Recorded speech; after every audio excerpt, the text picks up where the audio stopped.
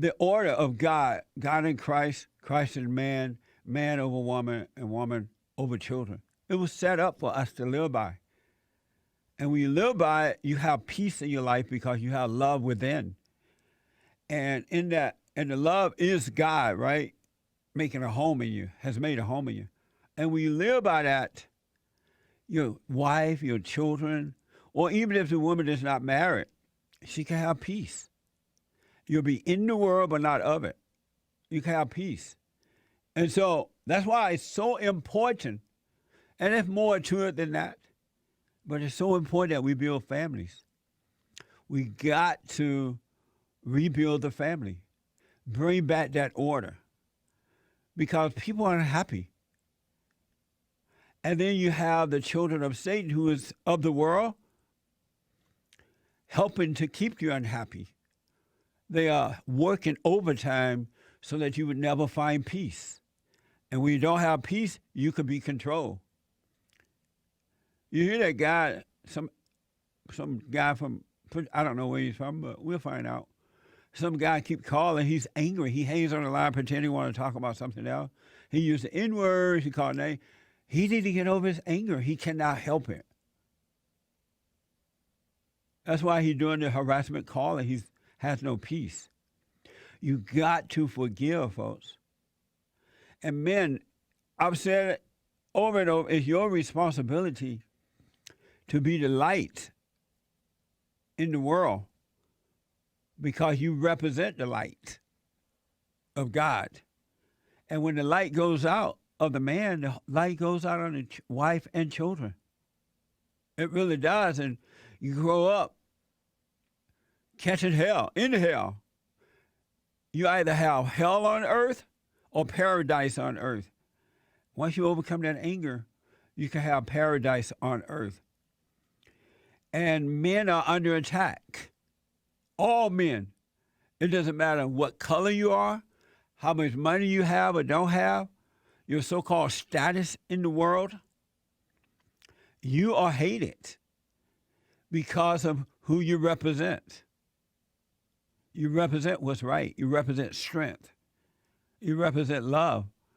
And you represent God. And that is hated by the evil one who works through other people to try to destroy you. It's I don't know if it's unfortunate, but it's amazing that it's happening in the home first. Because if father and mother were to overcome that fallen state, then you'll be guided by the light while growing up. And when you go out into the world, they can control you like this. They can deceive you in the educational system and the workplace or wherever you are, government, the media, and all that. They could not deceive you because you're in the light that was provided by your parents. You got to go and forgive, folks. And man, you are hated. Here's an example. This is from AEI.org. AEI.org. For every 100 girls/women, AEI released a chart that compared men and women in multiple categories. Here are some of the comparison. So for every 100 women/girls, there are this many men/boys, all right? For every 100 women, this many men/boys. Enrolled in U.S. Graduate, 100 women compared to 73 men. U.S. graduates, 100 women compared to 73 men. This is in the schools. In the top 10% of their classes, 100 women compared to 79 men. 79 men compared to 100 women. homelessness, who are homeless, compared to the 100 women, for every 100 woman/girl, 242 men. Compared to every 100 women/girls, 242 men homeless. Classified with a learning disability. Classified with a learning disability to every 100 women, 207 men.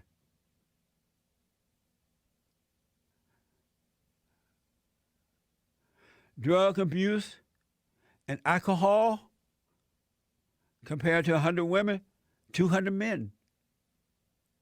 Drug abuse and alcohol, 200 men compared to 100 women and girls. Amazing stuff, right? Who are diagnosed with ADHD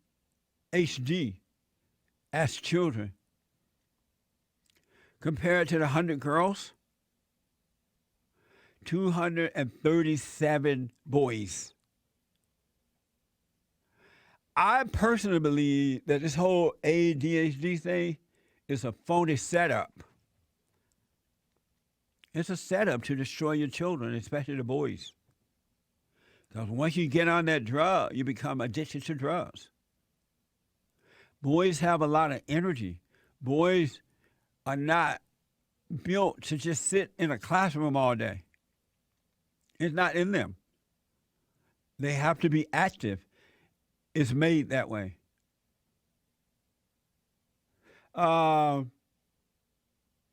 commit suicide, compared to every 100 women/girls, 450 men/boys commit suicide. When I was growing up, that was unheard of. Unheard of. Compared to every 100 women/girls, 450 men/boys commit suicide. Amazing. And you don't hear a lot about it because it's men and boys. If it was women/girls, there'd be an outrage in America about it. Probably blamed on men. It's amazing, folks. Evil is at work. Evil is at work. It's mind-blowing. That commit suicide, compared to 100 women/girls, 400, I said that, right? 450 men who died on the job. Men don't die on jobs, but today they do, if this thing is right. Who die on jobs, compared to the 100 women/girls, 1,294 men/boys die on the job. And men, before they're traumatized, have a natural ability to love work. They love work. Not anymore. They're dying on the jobs. And the last one is in a federal prison, compared to the 100 women/100 girls, 1,333 men in prison compared to the women.